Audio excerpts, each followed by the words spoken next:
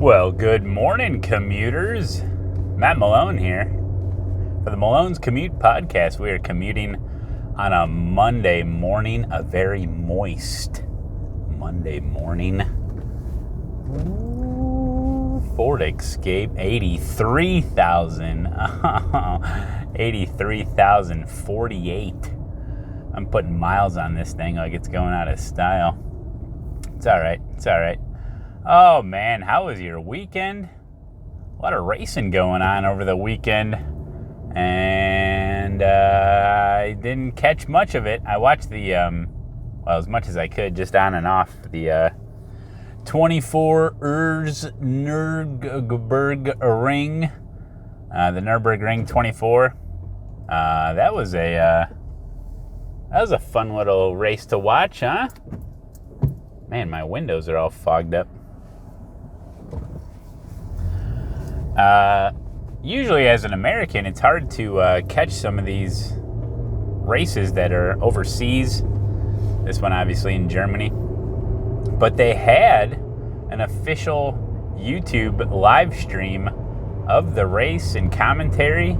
And so I was like, sweet. I was like, is this an illegal stream? Will it get taken down in an hour? No, it was up the entire time. So that was good. So that was really nice to watch. So I had it on a little bit here and there throughout the day. I mean, it's 24 hours. You can't sit there for 24 hours and watch it. I know that I don't know where the commentary guys are sitting, but man, they get so much stuff wrong. And they're just like bumbling through, be like, is that the number 29 car? Well, he's in second place. And he's like, well, no, actually, he's in fifth place. They're just like totally wrong about so many things. They're just trying to get all the information correct. And I get it, it's so many cars. I didn't realize just how many cars. There's at least like 120 cars or something. Just crazy. So many different classes. They focus on the fast class most of the time. And I did like how they did the summary. It's funny, like the start of the race, it's a 24-hour race. These guys are going like 4, 5, 6, 10 wide going into turn one. I was like, what are they doing? Like, this looks like iRacing. I'm like, don't do it, man. So that was pretty crazy at the start of the race. And I'm thinking, what are they doing? Don't they know it's a 24-hour race? But hey, man, that may be your best opportunity to actually get some overtakes in as soon as that green flag waves. That's your chance, man, to get some positions you wouldn't normally be able to get. Man, I just can't imagine how grueling of an event that is for not only the drivers, but for everyone involved on the teams. Let's say you're the jack guy, or you're the tire guy. Just so much stress. I'm sure they can't even barely sleep, days before the event. And then just the grueling 24 hours. You probably try to get a cat nap here and there. Try to get some Z's when you can, when there's some downtime. There is any downtime, but just the adrenaline and just the rush of the entire race just keeps you up. I'm sure those guys are just completely, like, after the race is all said and done and they finally get home or get to their hotel, I'm sure they just completely crash for like a day and a half afterwards. I can't imagine doing something like that. But really cool event. Really cool to see all the different car classes. There's that TCR class, and I'm like, ooh. I'm like, those are the cars we're going to be getting in iRacing soon, right? Get some TCR cars. They look pretty cool, man. A lot of fun. The speed difference in some of those car classes are just crazy. Some really close calls. I remember it was the pass for the overall lead, I believe, on the long straightaway. And that Porsche passed that guy on the grass going whatever, like 100 and some miles an hour. I think he said 180 miles an hour. Unless that's kilometers per hour, but I don't think so. I think it's 180 miles per hour. He's making a pass on the grass. And it's not like he put one tire off into the grass. Half of his freaking car was off into the grass making a pass. I could not believe that. Dude, you got to have some cojones, man, to make a move like that. That was unbelievable. So I guess for me, the highlighter of the race was that. Jamie Chadwick's team wins the number 37 Aston Martin for her class. I don't know offhand what class car it was, but unbelievable. Wins the race. Jamie Chadwick, as you know, ambassador for FA Racing. We hung out at the Indy 500. She's in the W Series, got picked up by Williams recently. Very, very talented young lady, and they even talked about her on the broadcast I caught. Just really said a lot of nice words concerning Jamie and her, just the start of her career, really, and how much she's done already. And so, yeah, great to see the commentators giving her some love there on the broadcast, and they ended up winning their class. So that's awesome. I can't imagine being involved in a team like that at such a young age. I don't even think she's 21 years old yet. To be able to be 20 years old or 21 years old and racing at the 24-hour Nürburgring race and racing F3 cars and winning races, and unbelievable what she's been able to accomplish just a short amount of time. So her career is definitely looking good, and they say she's real talented, coachable, and you got to have that one aspect of just that racing instinct, and she's got it, man. So congrats to her and the whole team and everybody that took part in the 24-hour race. I cannot believe how many cars there were. I mean, it makes sense, though. It's such a huge freaking track. You can put over 100 cars on it, I suppose. What I really enjoyed, correct me if I'm wrong, I believe I'm correct, is that for every single class of cars, there's like a huge gap, and they have an entirely different green flag for their class of cars, which is cool. And we always thought that iRacing should do something like that. Because when you're doing iRacing and it's a multi-class race, it's up to the leader of the class to create a gap if they decide. You don't have to have a gap in iRacing when you start a race, but as soon as the lead car, the overall lead car, gets the green flag, everyone gets the green flag. And so you could be, half a track back and get the green flag, and a lot of those guys wreck before they even hit the start-finish line. I've been involved in that stuff. I may have caused some of those issues. So yeah, it'd be nice to get like separate green flags. Like, here come the P1s, okay, green flag for them, and maybe your GTE class is still in formation and they're waiting for their green flag. I think that'd be pretty cool if iRacing could someday implement something like that. Now, I'm not sure, that may only be a Nürburgring kind of thing, because they're able to create such a huge gap because of the track is so long. I don't know, but yeah, awesome stuff, man. I guess Fernando Alonso was in there. I didn't like see the final standings or how everyone did. Like I said, I was in and out. It was my Samantha and I's 1-year wedding anniversary this weekend. So I was kind of just in and out watching it here and there. But then there was the F1 race. I know that there was some stuff about Lando in there. Good battles or something. I didn't keep up on that. I know there was 6 hours at the Glen on iRacing. Didn't catch any of that. I feel so out of the loop. So, but yeah, a huge race weekend. And, but yeah, Samantha and I celebrating our 1-year anniversary.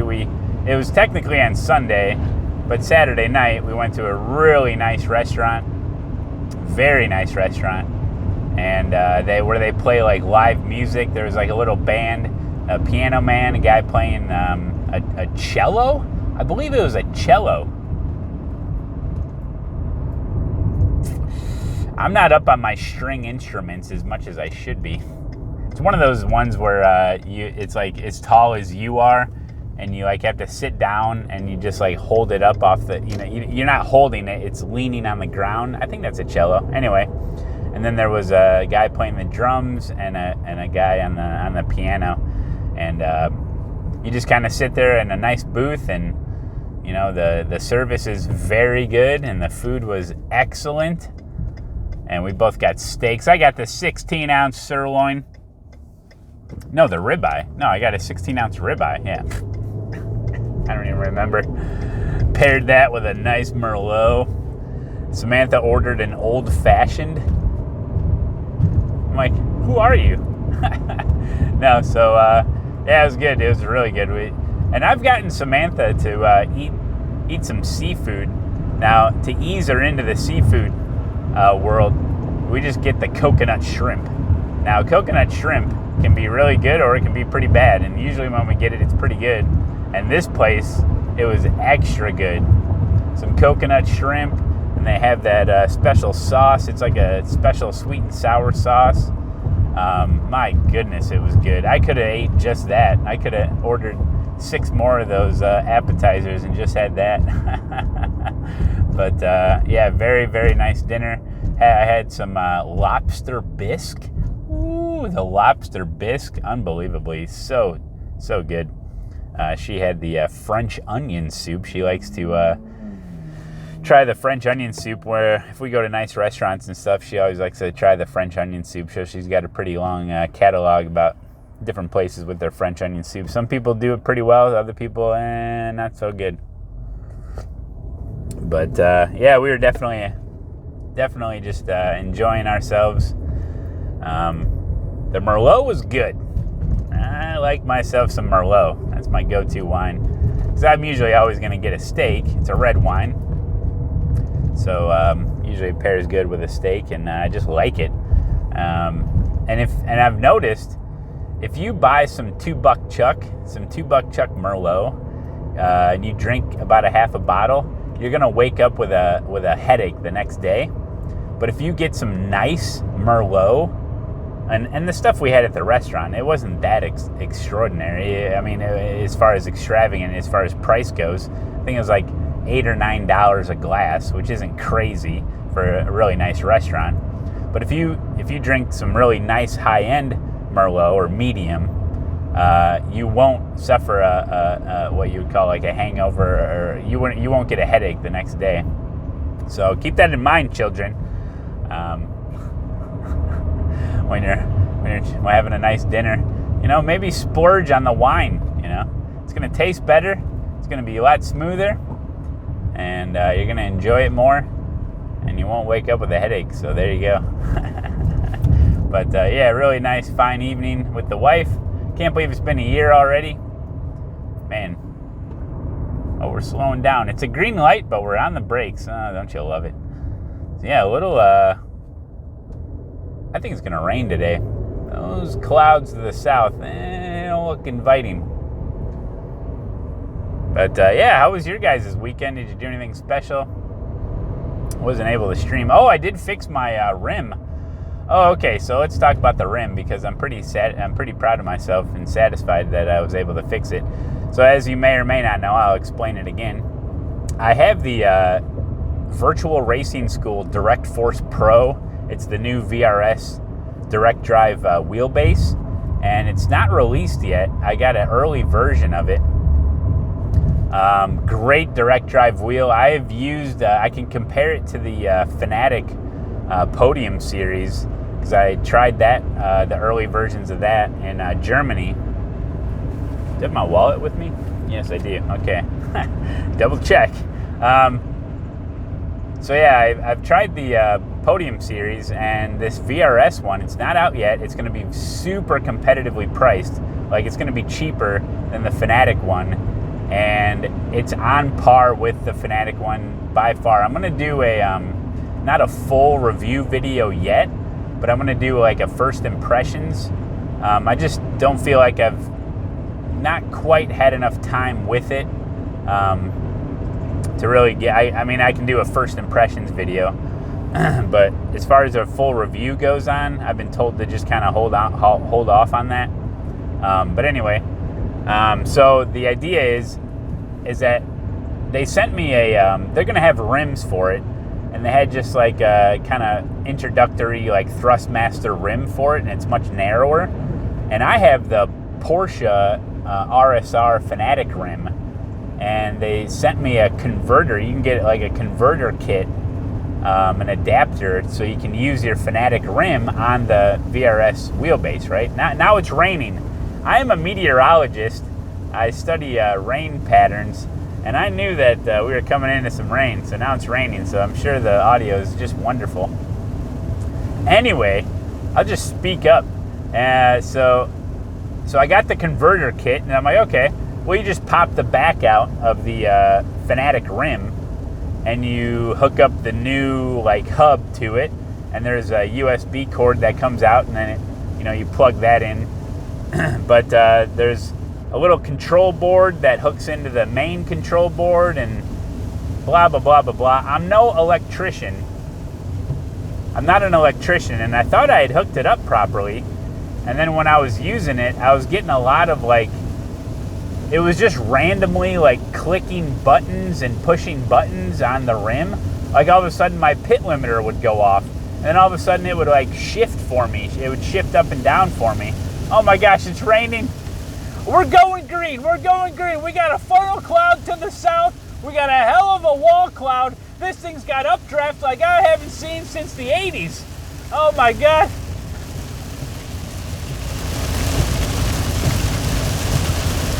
It's raining. I wish I could turn the camera around so you guys can see. It's just rain. It's gonna stop here any minute. And it's over. Okay, perfect. No, it's still sprinkling.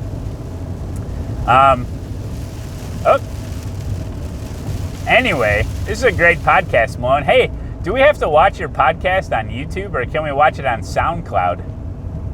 I've been uploading stuff to SoundCloud. Actually, you can watch the 1 through 5. I think I have to start paying monthly for Spotify or for SoundCloud if I want to upload a lot. I think it's per month, and I've already reached it. So if you go to soundcloud.com/Matt Malone or Matt Malone TV, I'll put the link in the description. But I think you can watch, like, not watch, but listen to the first like 4 or 5 podcasts. I put them up. The audio's not great.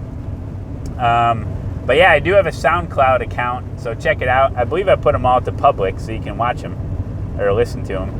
So check it out. I know I can use SoundCloud to also put it on everything else, but I'm new to this kind of stuff, and I think I got to pay like monthly to be able to put everything up. I don't know. But yeah, soundcloud.com/Matt Malone, or if that doesn't come up, type in Matt Malone TV. I forget which one it is. I think it's Matt Malone TV. I'm pretty sure. Matt Malone TV. Matt Malone TV. Matt Malone TV. Matt Malone TV. Sorry. Had a minor snafu there. So what was I talking about? Oh, the rim. So I'm like, man, there must be wires like touching or something, or maybe the ground wire is not connected properly, or there's got to be something going on. We thought it might have been EMI issues, where there's like electromagnetic interference from some, uninsulated wires or something. But somebody said on the stream, they're like, well, maybe just some wires are touching internally in the rim. I'm like, yeah, that could be, because it's, there's a lot of wires and cords and stuff, and you just kind of clamp it together, and who knows if something got squished up against something. So anyway, long story longer. So I undo it, I take a look, and I'm like, sure enough, because there's like a cord that runs from the rim, and that goes into another control board, and then from that control board, there's more wires that go out of the rim, out the back of the rim. And I noticed that there's it's a little microchip, and that was just kind of willy-nilly flipping and flopping all around inside of the rim. So yeah, it was definitely touching the other control board, which is not good. I guess you don't want, I'm not an electrician, you don't want like two, like computer chips like touching each other. It's all exposed metal, they got the soldering stuff in there, and the wires, and the this and the that, and the transistors, and the bridges, and the wires and things. So you don't want any of that touching. And then I noticed on the microchip, if you peel the back off, it's got a little sticky thing, so you can stick it up or somewhere out of the way so they're not in contact with each other. I'm like, oh, geez. I'm like, that makes sense. So I peeled the tape off and stuck it to the upside of the rim, or what would be the back side of the rim, so it's out of the way of the main control board. And then I was like, this isn't really sticking too well, you know? I'm like, So I went and got my hot glue gun, and I hot glued 2 of the sides of the chip to make it hold on that plastic. And then I'm thinking, I'm like, is it a good idea to be using hot glue? I'm like, hot glue? I'm like, this isn't, it's not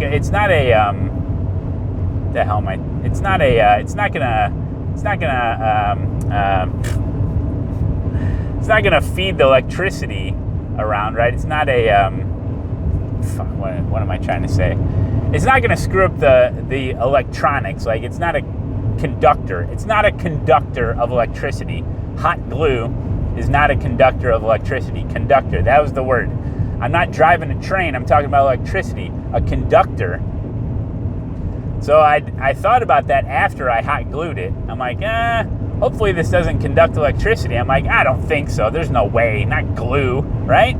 So I didn't even Google it or anything. But I'm sure it doesn't. I'm sure it doesn't. I did a thought experiment. I was like, can hot glue conduct electricity? And I thought about it. And I said, no, it doesn't. Okay. So anyway, so I hook it all up, making sure, when I put it back together that we're good, nothing's touching, okay, we're great. So then I plug it in, hook it all up, fire up iRacing, because I want to put in all my controls, set all my controls for the car, right? So I'm like, okay, it says, what button would you like to use for upshifting?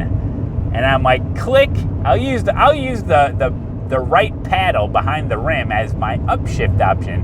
Click, nothing happens. I'm like, click, nothing happens. Click, click, click, click, click, click. Nothing happens again. I clicked it like 50 times. I'm like, let me click the left one, see if that one works. Click, nothing. So let me push a button, nothing. I'm like, what the hell? Unplug it, replug it in, plug it into a different USB, restart, this, that, the other thing. Check the Fanatic or the Windows game controller button function test program thing. Nothing. I'm like, what? Did I screw up? Now I'm thinking the hot glue screwed it all up. I'm like, oh my God. So I undo it again, and right away I saw that the adapter module connects to the main board. It's a plastic thing you put in, and it wasn't plugged in all the way. I'm like, yes!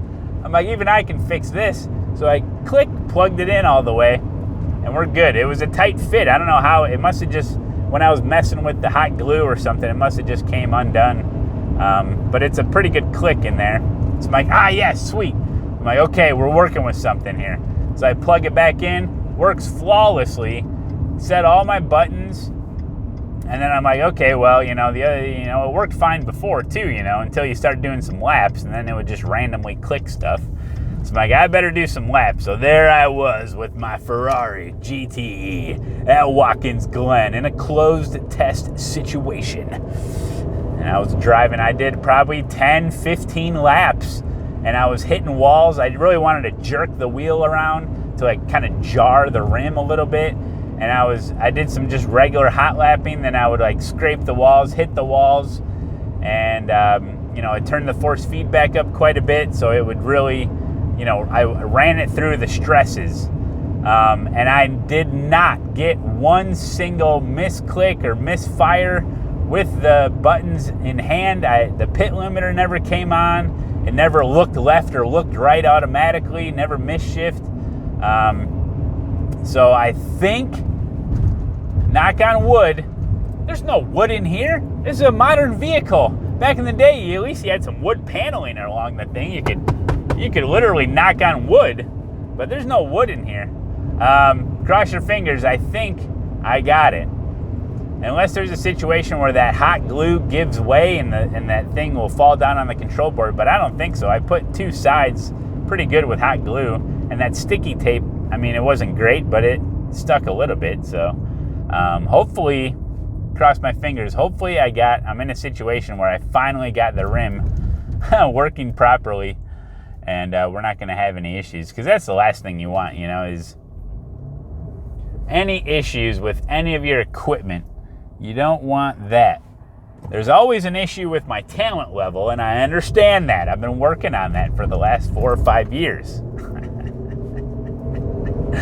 But as long as the equipment's working, I'm happy. So I think I'm in the right place. So I got it all set up. Got all my buttons all figured out. I even wrote them down on a piece of paper so I wouldn't forget my box and everything. Yeah, so that made me feel really good. Ooh. Anywho, also good news, if you guys don't know about the, the I flag, that iRacing I flag thing, it's that big LED flashing light on my stream that mimics the flag status in iRacing as you're driving. Well, iFlag, they also make a what they call like a pit boss. I think they call it pit boss. I'm not exactly sure, but they're gonna be sending me one out, and I guess it helps with like fuel. It's a little display. It's like a digital display, like a little monitor, I guess. So they're gonna send me out one of those, and we're gonna try it out. So that's pretty cool. I'm excited to see that. I don't know where I'm gonna mount it though. We'll see how it goes. But yeah, excited about that. It's always cool to have like the little gadgets and stuff.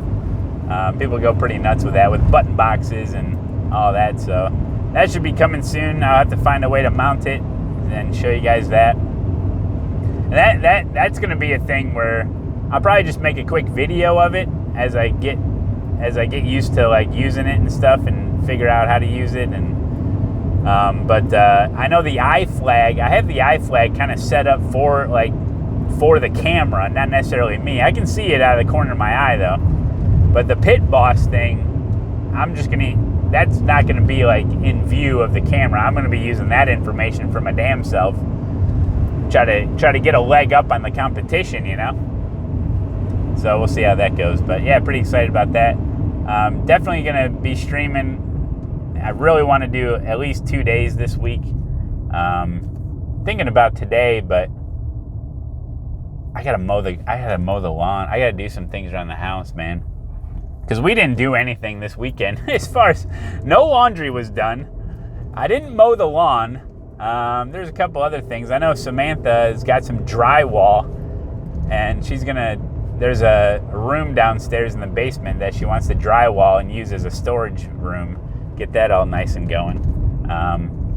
So she's got a project, and I got some things to do. Wow, Malone, you're doing the laundry, but she's putting up drywall? Who really wears the pants in this relationship? Oh boy, so yeah, I don't know about today. If I can do a bunch of stuff today and get it all done, then maybe tomorrow we'll shoot for a Tuesday stream. Why is this guy going freaking 4 miles an hour? I know it's a country road and all. I'm gonna pass. All right, here we go. There's a car on your right. Clear. Good job, mate. Overtake.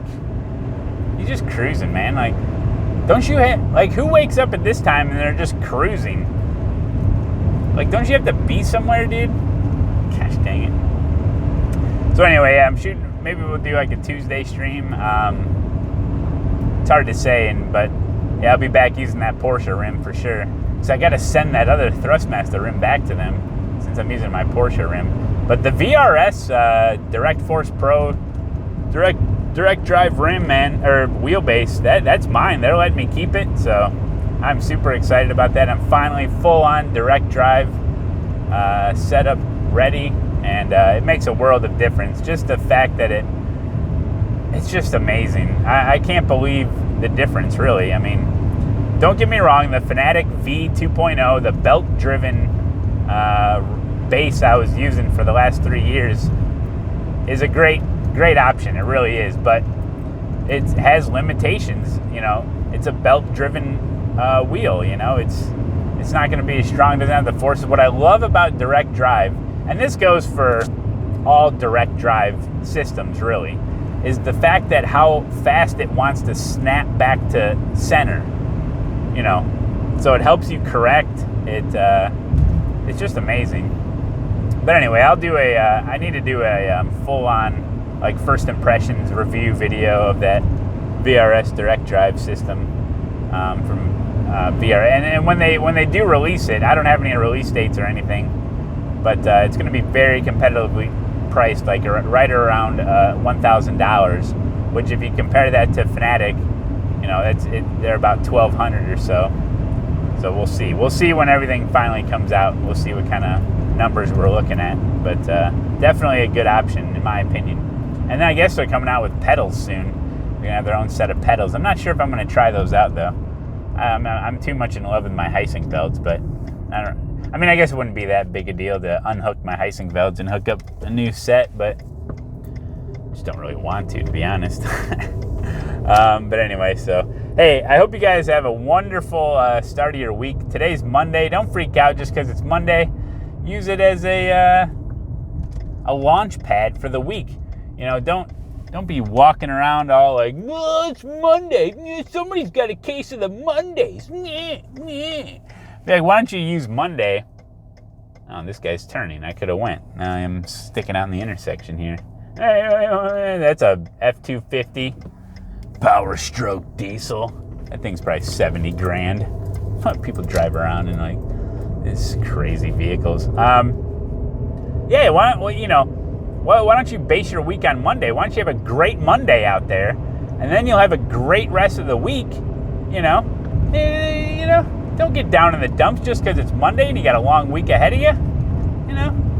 Be optimistic. I'm optimistic. That it's Monday. So yeah, I hope you guys have a great day, great week, and like I said, if you wanted to watch or listen to some of the podcasts on SoundCloud, it's just soundcloud.com, whatever, Matt Malone TV. So let me know if it even works. And I know the audio is pretty bad in those first like 10 or whatever episodes, but it'll be a while before and really the SoundCloud thing isn't very beneficial to me. I don't know if I can upload with my phone. Like, it's not going to be instantaneous. Like, the YouTube's going to come out immediately. Because when I'm done, I just hit upload. And so that comes out first. For me to do it on SoundCloud, I have to I don't know if I can do it from my phone, So I have to look I know there's a SoundCloud app, but I don't know if it's for creators, like if I can upload right from the app. But the YouTube thing will always be first, so. And, excuse me.